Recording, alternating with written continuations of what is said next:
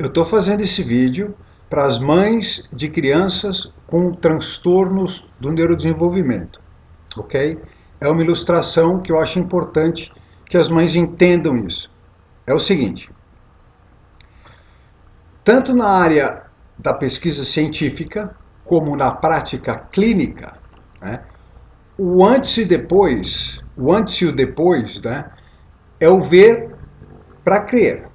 Tá? É a evidência que no final das contas decide a situação.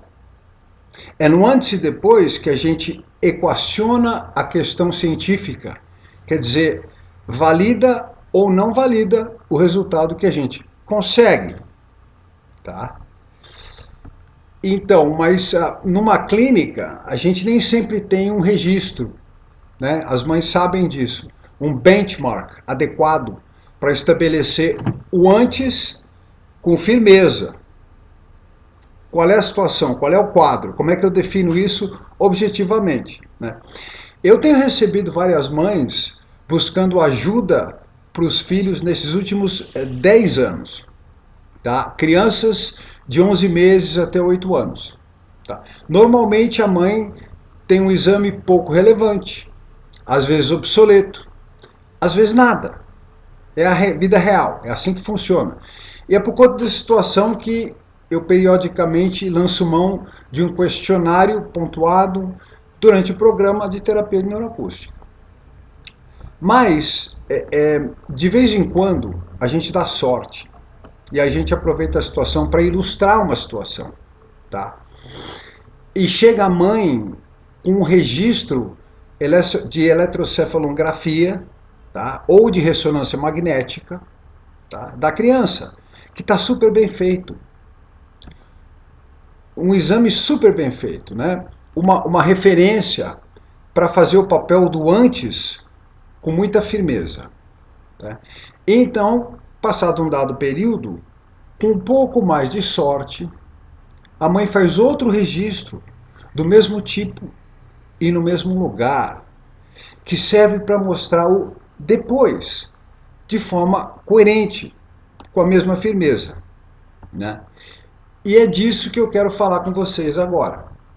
Tá? Um caso recente de uma criança de 7 anos. A criança chegou com um registro de eletroencefalografia muito bem feito, uma ótima referência para fazer o papel do antes. Né? Então, olhem essa imagem. Tá? A gente vê aqui, o que a gente vê? Esse é o antes. A gente vê uma amplitude média, né, de 57,3 microvolts. E também a concentração da atividade elétrica do cérebro na região occipital, atrás. A gente vê isso claramente nas imagens do hemisfério esquerdo e direito, e também no corte horizontal do cérebro. Tá? Tá bem claro. E além disso, o laudo do mapeamento desse exame registra o seguinte, abre aspas, atividade epileptogênica sobre a região temporal bilateral, sendo mais importante a direita, fecha aspas. Tá? E também a gente nota picos na banda teta e alfa no diagrama, com a distribuição das frequências, no canto direito, superior direito da imagem. Tá? Localizados nas regiões occipital e temporal do cérebro. Então, isso, né, essa é a situação. Bom, a atividade isolada no occipital, que a gente vê, representa uma quase completa falta de integração de dados sensoriais. Tá?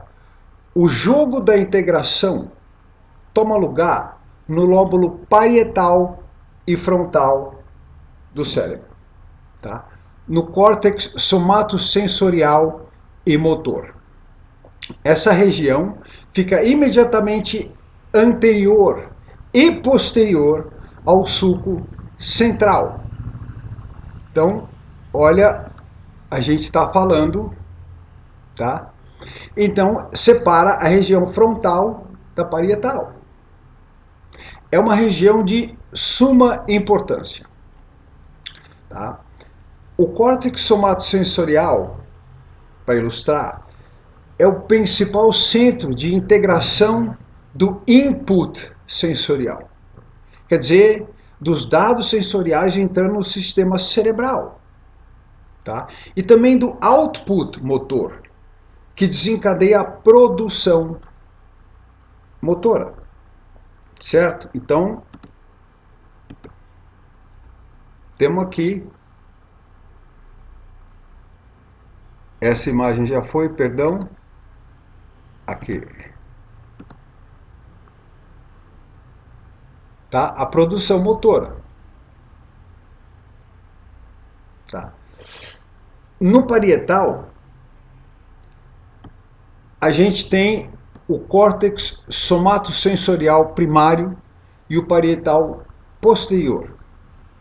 No frontal fica a área motora primária, a suplementar e a pré-motora. Tá? E cada uma dessas áreas é organizada para prover uma representação topográfica dos segmentos contralaterais do corpo da gente. Então aí você tem uma situação distributiva mais ou menos assim. Tá? Essas ligações todas. Tá? Então, resumindo a ópera, o meu parietal posterior integra e traduz a informação sensorial, tá? E a partir disso eu posso direcionar meus movimentos adequadamente no espaço ao meu redor. É por isso que eu consigo, por exemplo, porque o parietal está interligado a áreas associativas no frontal. Se essa ligação não existisse, eu não conseguiria fazer isso. Porque eu estou cognitivamente distribuindo meus movimentos. Isso acontece no frontal, onde eu determino as consequências da minha estratégia de movimento, certo? Então, quer dizer, se eu mover meu braço para frente, tá, para pegar uma xícara de café, tá, fechando os dedos da mão para segurar firme e levar até minha boca, e fazer isso simplesmente, tá? E tenha em mente que aprender a fazer isso, ou qualquer ação, trata de uma sequência. Então, o fazer se traduz na capacidade de produzir a sequência correta de ativação cerebral e muscular para executar a atividade motora desejada. Falar, escrever, andar, cantar, abotoar a roupa, digitar, costurar, tocar um instrumento. Ok? E agora que a gente sabe um pouco mais, tá, sobre o sistema sensório-motor, dá para entender porque é basicamente impossível aprender a fazer coisa que seja quando a atividade do cérebro está ilhada no lóbulo occipital. Correto? Então, voltando ao caso, o exame marcando o antes, tá, data de 7 de março de 2024. Vou voltar a imagem. Tá? Esse exame, 7 de março de 2024.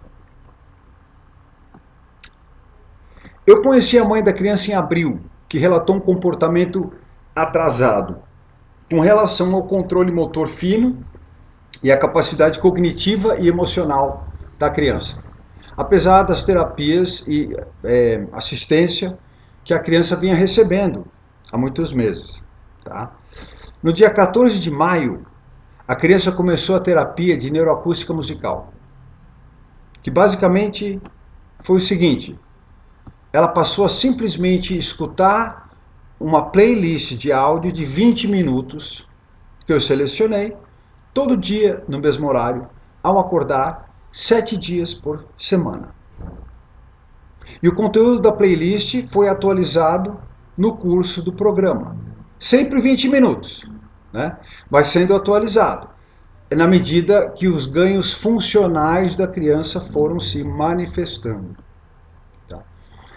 No dia 29 de julho de 2024, um dia antes de completar 11 semanas de terapia neuroacústica, a criança retornou ao neurologista para mais um exame de eletroencefalografia.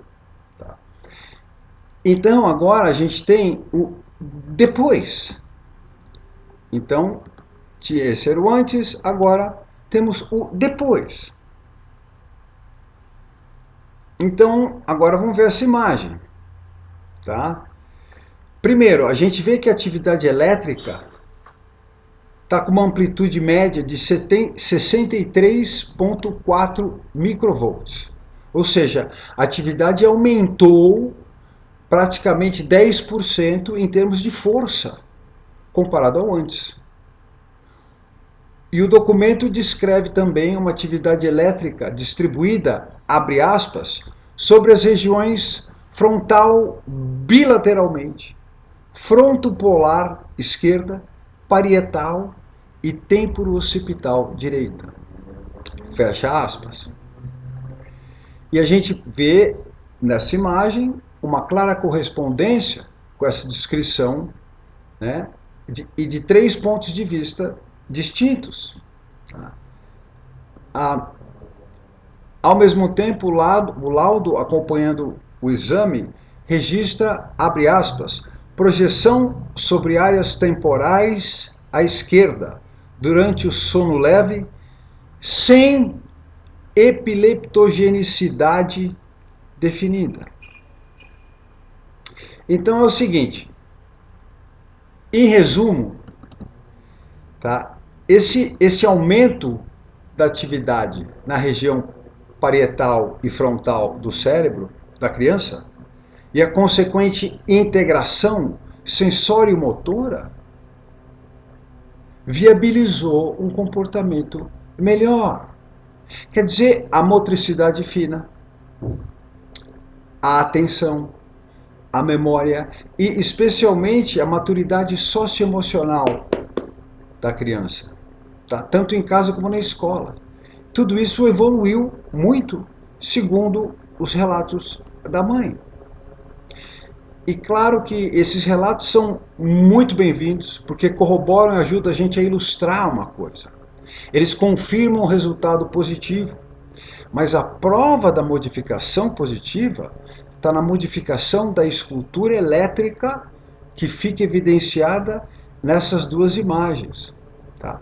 O antes e o depois. É isso.